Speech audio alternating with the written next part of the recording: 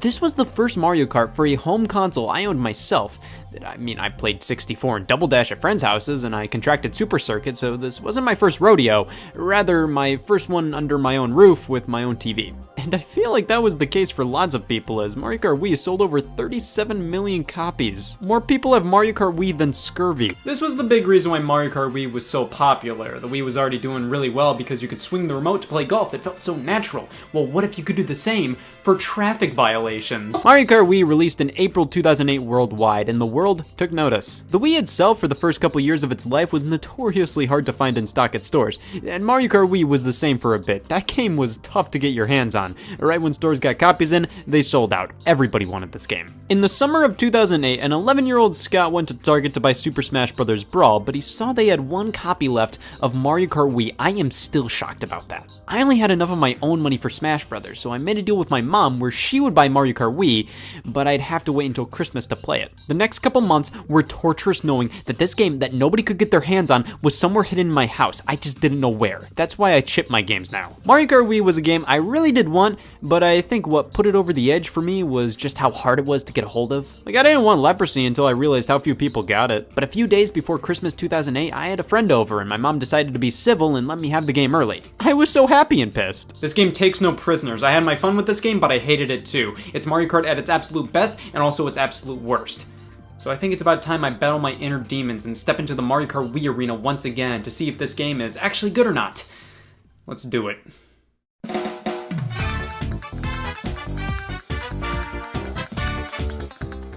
Yep, this was my hell. I don't like how the title screen is the same as the box, which is the same as the box, and I don't like how zoomed in the standard case is compared to the full art. It feels cropped and weird. Mario Kart Wii. Like, you could come up with a better name. Actually, early in development, they considered the title Mario Kart X, but then settled on Mario Kart Wii because it just fit the vibe of the game. Here we have the original logo. It is just a copy of Mario Kart DS's logo, and we ended up with this blue circle thing, which is on the back of the Wii wheel. Might as well talk about this thing now. Yes, this is the Wii wheel. We insert the Wii remote in it, and bam, we have a steering wheel to control the game with. It was an extremely novel concept, and the wheel itself is crazy well designed. I mean, it should be. Nintendo went through way too many prototypes for a wheel. A wheel. There's a hole for the Wii's wrist strap to go through. The wheel itself has an enlarged B button that's just begging to be pressed, and on the side we have a little see-through section for the IR sensor, which means you can still select stuff with the remote while it's inserted. The Wii wheel is a testament to just how versatile the Wii remote could be. You can just smack it into any plastic you throw at it. Here, bam, it's a wheel. Now, if you wanted to use the Wii wheel with other games, I mean, sure, go ahead, but always look for the compatible with Wii wheel logo on the box to make sure you can. It's plastic. We have multiple save files we can select, which is actually really nice. You don't have to start over from scratch if you're just dying to unlock baby Luigi again. Here we have 11-year-old Scott. He was pissed off for some reason and didn't complete as much of the game as he wanted to. We have the standard Grand Prix, time trials, battle mode, the usual suspects, 16 brand new tracks, and just like with Mario Kart DS, we brought back 16 retro tracks from the past 5 games. No repeats for Mario Kart DS either, completely new retro tracks. Well, let's start fresh and hop into a race.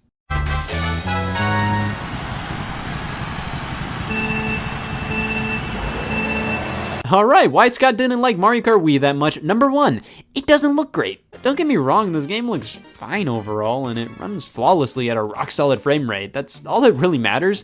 But my god, this game, I never liked how it looked. The graphics have this weird, hazy, glow, slight blur, desaturation to it all, which just looks odd. Character models, in my opinion, look worse than how they did in Double Dash. Look at Bowser, look how jaggy his model is. Look at Donkey Kong, look at Funky Kong, his elbows could open cans. The characters have this shiny plastic look to them, and just the overall aesthetic of Mario Kart Wii just isn't that appealing to me. It's so bland, it has no character. Like, look at this font compared to Double Dash. What? This is the font you use at gunpoint. Now listen, I wasn't expecting the world from this game visually. It is on the Wii after all. I cracked one open and Nintendo just left an IOU. This console isn't powerful, but it's more powerful than the GameCube, and it's capable of pumping out incredible looking games. My main issue with Mario Kart Wii is that it just doesn't look better than Double Dash. In fact, I'd say Double Dash is the better looking game. It's more colorful, the character models look better, and it's just cleaner looking. I think the best way to describe Mario Kart Wii's visuals is just painfully underwhelming. At least you can use all kinds of different controllers. Now, the one Nintendo's screaming at us to use the most is the Wii remote in the Wii wheel. To accelerate, hold 2. Use an item, hit the D-pad. If you want to throw it behind or ahead of you, if possible, you can hit up or down. Perform drifts, hit the B. And finally, to steer your cart, you have to turn the wheel. Motion controls are bullshit, right? Yes, motion-controlled Mario Kart. I have to hand it to Nintendo. The wheel setup works surprisingly well. All the buttons are laid out perfectly for Mario Kart this way, and there's not really any compromises you have to make by controlling it this way. It's not like with Smash Brothers where you hold the Wii remote on its side to play and just end up thinking, if only. There are plenty of people who actually prefer using the wheel and motion controls in general to play Mario Kart. I'm not one of those people. I don't actively hate it, but I never took the time to get fully used to it. I just feel like every time I turn way harder than I ever wanted to. And here we have why Scott didn't like Mario Kart Wii that much, number 2. He only played with the Wii wheel and was just not good at the game in general. These two things do not go well together at all. I mean, I was young and I was stupid. Mario Kart Wii offers an automatic drift function where you don't have to worry about doing it yourself, the game does it for you. This was definitely to make the game more friendly for casual players since the Wii's audience was filled with them. I totally kept selecting automatic drifting as a kid because what? I'll let the game do it for me. What's the point of doing it myself when the game will do it for me? That's probably why I didn't do well with this game. If you can't drift manually. Well, you don't have to play with the Wii wheel. You can just play with the Wii remote on its side if you want. I wish I knew that when I was younger. I bought a second Wii wheel for friends. I could have bought food. Now, if the motion controls aren't your thing, you can plug in a nunchuck to control the game with an analog stick. I mean, yeah, this is fine, but I generally go with the classic controller or the GameCube controller. Just much easier to control this way, in my opinion. It's just a much more comfortable and reliable method. But we do have one major issue. See, Mario Kart Wii introduced something big, the trick system. Right before your kart goes airborne, if you shake your controller at the last second, you can perform a trick in the air, which gives you a boost when you hit the ground. Honestly, a fantastic addition to the gameplay. It adds so much interactivity and purpose to the track layouts. It makes ramps in the older Mario Karts feel pointless. Like if I can't trick off of them, what's the point? Just a little hint of strategy is added this way, and it's so good. Problem though, if you use the classic or GameCube controller to perform tricks, you must hit the D-pad. This is like trying to tie your shoes while driving. I mean, it works, but there are so many great buttons on these controllers. Why not use them? Another new element of gameplay introduced with Mario Kart Wii was bikes. This title is a fucking lie. Karts aren't your only option. You can select a variety of two-wheeled vehicles and they are infinitely better than karts. While driving on straightaways with your bike, you can shake the controller up or hit up on the D-pad on the everyday man's controller to do a wheelie. You go a bit faster by doing this, so it's a good idea to do it when you can. Now, what do karts have to make up for the lack of wheelies? You can boost a bit more on drifts, but it's not that big of a deal. Bikes are easily the go-to vehicle of choice in this game. Well, might as well move on to why Scott didn't like Mario Kart Wii that much, number 3.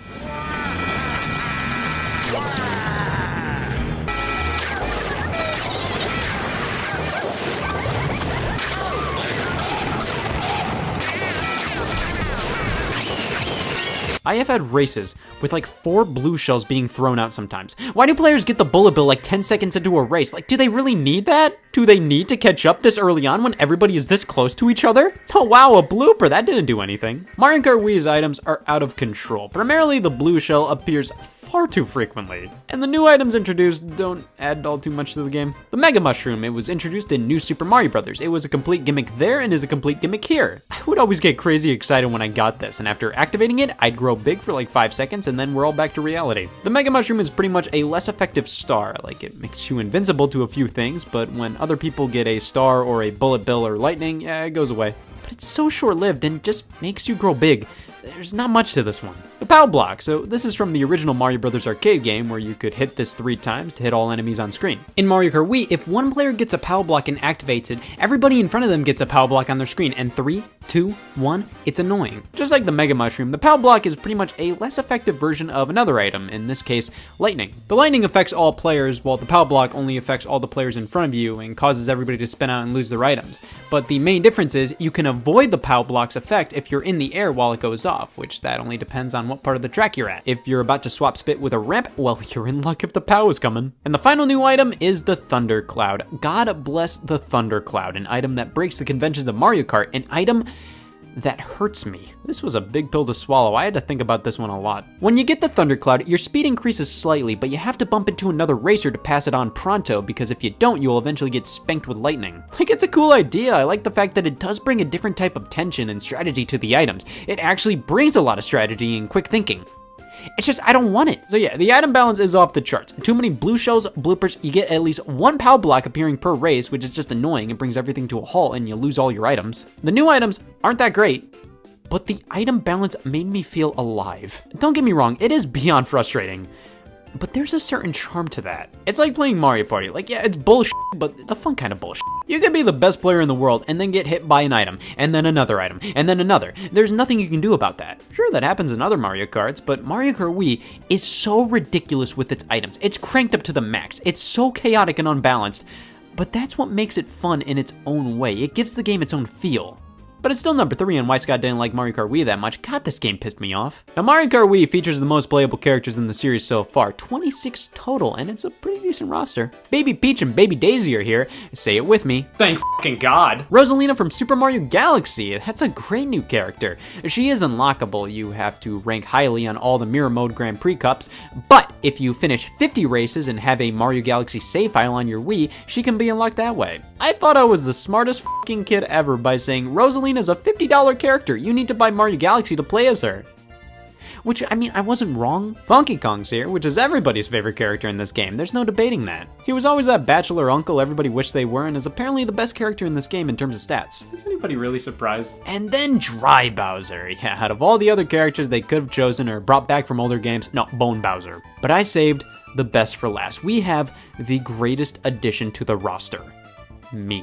See, you get this picture for getting to the end credits. If you took a picture off screen and sent this to me in 2008, I would have shit myself. They put me in Mario Kart. I loved when Nintendo let me use my Mii in these games. I honestly would choose my Mii just so I could gawk at myself on Luigi Circuit. Speaking of which, 32 tracks are once again present, just like with Mario Kart DS. 16 new, 16 retro. There are quite a bit of highlights here, and starting with the Mushroom Cup, we have the definition of not a highlight, Luigi Circuit. I want a list of people who answered to the question, what do you like about Mario Kart Wii? The Luigi Circuit! Double Dash also started out with a track named Luigi Circuit, but at least that one had the interesting gimmick of having a map you can't show on TV. There were moments where you could go face to face with oncoming traffic, players going in the opposite direction. That was pretty cool. Luigi Circuit and Mario Kart Wii, there's this one section with a ton of dash panels. I had to research the name, and that's it. Moo Moo Meadows. Now, this is a cozy track. It's a sequel to Moo Moo Farm from Mario Kart 64.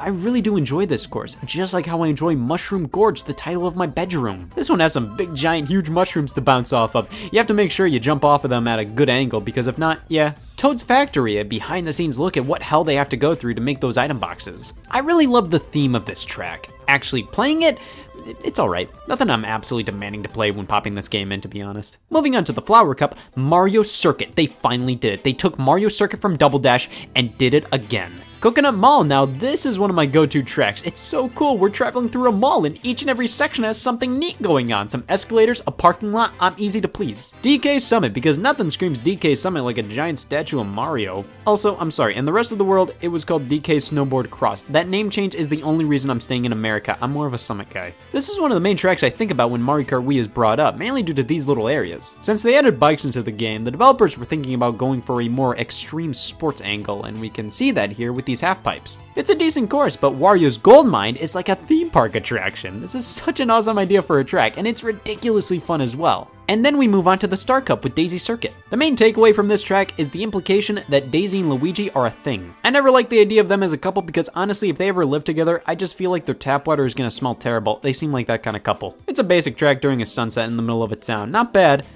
Koopa Cape. Look at this, okay? We're going down these rapids, going in this tunnel where we can drive on the walls. Like, come on, this is the life! Maple Treeway may just be my favorite track in the game, just due to how great the design of this course is. It's just so pleasant, I love it. Now, Grumble Volcano, it's okay, just nothing that special to me. The fact that it returned in Mario Kart 8 made me really think for a few hours there. The Special Cup houses Dry Ruins. I am very picky about my desert stages. I don't like standard desert areas, but when we go inside a temple sort of thing, then I'm all for it. Dry Ruins, you get a pass. Moonview Highway is a bit of a sequel to Toad's Turnpike and Mushroom City, and it is way more fun and fast-paced than those two. Bowser's Castle and Rainbow Road finish things off as usual. Bowser's Castle is great, Rainbow Road gives me an aneurysm. Now, we also have 16 retro tracks as well. The selection isn't half bad. We get some great ones and a good ratio overall. We get 4 from each entry, except Super Mario Kart and Super Circuit, which get 2 each. But of course, we do have such classics as Mario Circuit from Double Dash when we have a new Mario Circuit, which is so similar. But here's my main issue with the retro tracks. They don't look great. Like, they updated them all a bit graphically, but they didn't go all the way. They still very much feel like old-ass tracks. The SNES and GBA ones just look bad. Like, look at the water animation on Shy Guy Beach. Look at the background of Mario Circuit 3. I would have preferred if they kept the pixel art and had the 3D models driving on top of them. Here, it just looks painfully simple and lame. The N64 tracks just look very bland. I wish the retro tracks didn't feel like retro tracks. I wish if you just showed me them without telling me what they were, I wouldn't think, oh yeah, these are old courses. I wish they blended in with the new ones a bit more. Well, there's always battle mode to check out, one of my favorite ways to discern a Mario Kart's worth. Why Scott didn't like Mario Kart Wii that much, number 4. The battle mode. You are forced to be on 2 teams of 6 and computers flood the match. This isn't bad, but this isn't the battle mode I want. I at least wanted the option to play with just 2 to 4 human players. No teams, no computers. But it's not there. We have a time limit and it's just not nearly as intense this way. The way battle mode worked in the past made it so you were always on edge. Here, it's just 3 minutes go by and then it's over. It doesn't matter if you're putrid at the game because as long as your team does okay, then it's fine. We have 10 stages to play on, which is great, 5 new and 5 old, and Balloon Battle returns alongside the introduction of coin runners. Just collect as many coins as you can. I'm not gonna say this battle mode is bad or not fun, but it's not the same as how it was in Double Dash or 64, and I preferred that style, and I wish they gave me the option to have it.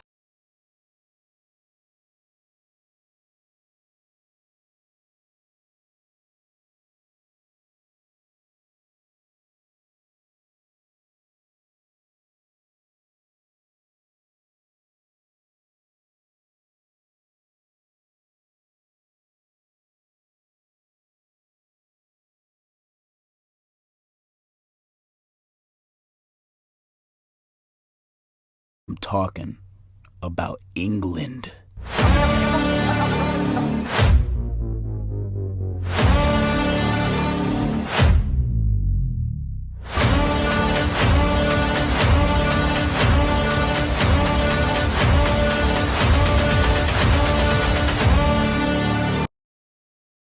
That's right!